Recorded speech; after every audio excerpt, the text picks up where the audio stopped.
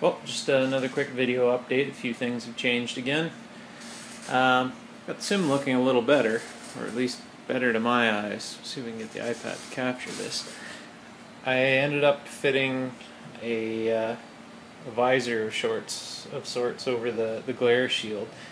Sorry, the lighting's not going to be real good here, but basically I just took some cardboard, because I couldn't find any other suitable material.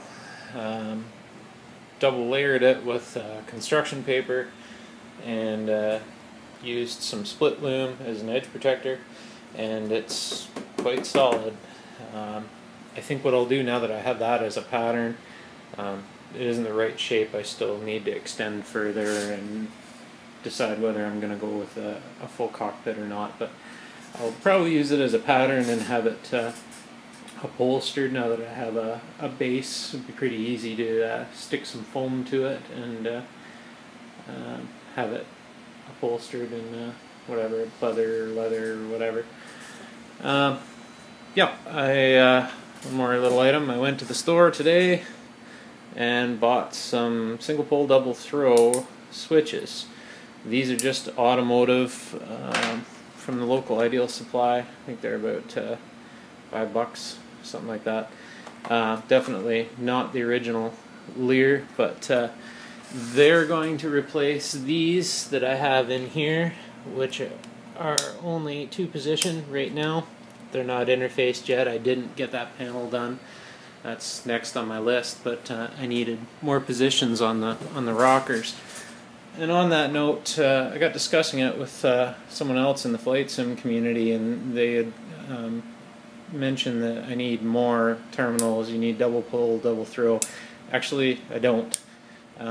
Using the FDS board, it's really easy to assign the offsets or flight sim commands to be in, whether it be in the off position, which would be center off on these, and then down will be actually off on the lights, center would be off on the switch, but I tell the FDS to do landing and taxi in one case, and then up would be landing only. So really easy, cheaper solution than some of the other alternatives out there for the real switches, and not many people would know the difference. But yeah, so far that's what it looks like. You can see the light bleed coming through from my EFIS panels. It now shines on my cover, but I'm over it already. I'm loving the look. Let's see if I can capture this a little bit better. But it actually looks like a cockpit now. It's starting to come together. I'm going to put some black fabric down to the floor to hide the mess and clean up my cables and whatnot. That's to come later. I did sort of finish interfacing my electrical panel. Maybe I'll just give you a quick run through. I did some cheats because I don't have hardware solutions for a couple of things, and the internal logic I haven't spent a lot of time, so there's some things I have to fix, so I'll outline those real quick. So cold and dark, we're actually booted up, sitting Charlie, I don't even remember what airport I queued up, doesn't matter. Anyway, left and right bat on simultaneously, and actually what I did, I'll give you the quick scoop. By default, this is the lighted situation with the FDS. What I did is program the right bat to toggle all LEDs off. I added an internal variable for all my outputs for LEDs. The landing gear indicators are not interfaced through that. They're through the PO keys. I'm going to change that, I think. But that turns everything out. So when I fire up, brings everything up kind of the way it should be, with one or two small exceptions that only Probably a true pilot would notice pretty quick, but most others won't. So turn on the emergency bat, which extinguishes the off. Not 100% perfect, but definitely works for me. Left and right avionics on. Avionics work. If we do a quick fire up. Oh yeah, I toggled the wrong switch down here, which in turn turned my avionics off. I still have to kill some of the stuff that's still hooked to the SciTech panel, unfortunately, but what are you going to do? We'll get around to that. So right now, showing we're running on emergency bat there, which actually is still eliminated down here. Generator came online, I'm not on the emergency bat anymore. It's, again, not 100% perfect, but definitely good enough to pass most tests. And as the other generator comes online, it'll take that remaining one and should kill the elimination on it. Give it a moment and see what it does. Just about up. And there we go. Gone. Left and right non-essentials. Didn't respond for some reason. Sometimes I think I'm going to have to up the scan time on the FDS.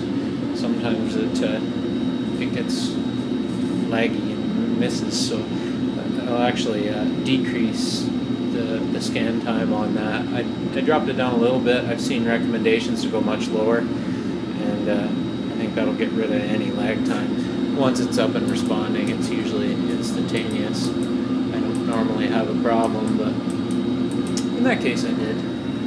Minor technicality. Other than that,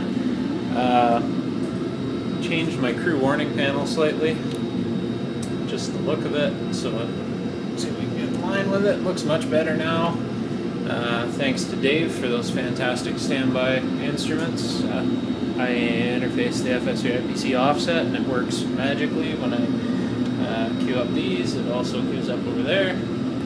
So, working good. No complaints. Kill the noise for a little bit. Pretty much that's all there is to report for now. I don't think I interfaced anything else as of the last few days. Next is going to be my lights, and you really need to get some caps for those switches.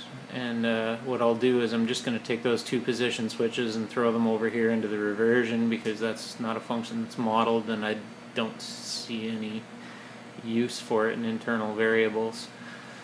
So that'll fill those holes. Next, I'm going to take and cover up some of the other holes that look through to the back side. I'm going to black those out. And the audio panels, I'm not sure what I'm going to do there, but I'm at the stage now where I'm taking some flights, and not having the audio panel is kind of a problem, actually. What I've done is interfaced it otherwise through mouse macros and FSU IPC, so I can enable my marker tones, etc. Pretty handy to have those. Adds that extra touch of realism. One last thing that I did do, I doubt you're going to be able to see it. Way down there is a USB hub, and sticking out of the top of it is a little USB sound card that I got from eBay. I think it was like $2. And what I did is plug that in and set up FSX to put all voice through the headset now. What I had before, my console PC, I actually have Squawk Box running on, but not big on taking a lot of VATSIM flights right now because I'm more in testing and playing and really doing some heavy-duty testing on the hardware and software, so I can't do it on there. But when it's nice to be able to hear at least the default ATC. So now I have those set up through the FSX PC coming through my cheapo USB sound card, and when I want to switch to Squawk Box, which I did the other day, I simply unplug the headsets and plug them into the console PC, and works like a champ. I just have these Y connections for splitting off the dual headset. I do have one for the first officer. Don't have it sitting here right now because I don't often have a first officer, but the odd time here lately we have a couple of drinks and throw it up for a flight. More so now that things are really getting functional. It's almost a treat to enjoy it now. Enjoy it as I build finally. So I think I'm going to take a flight. Thanks for watching.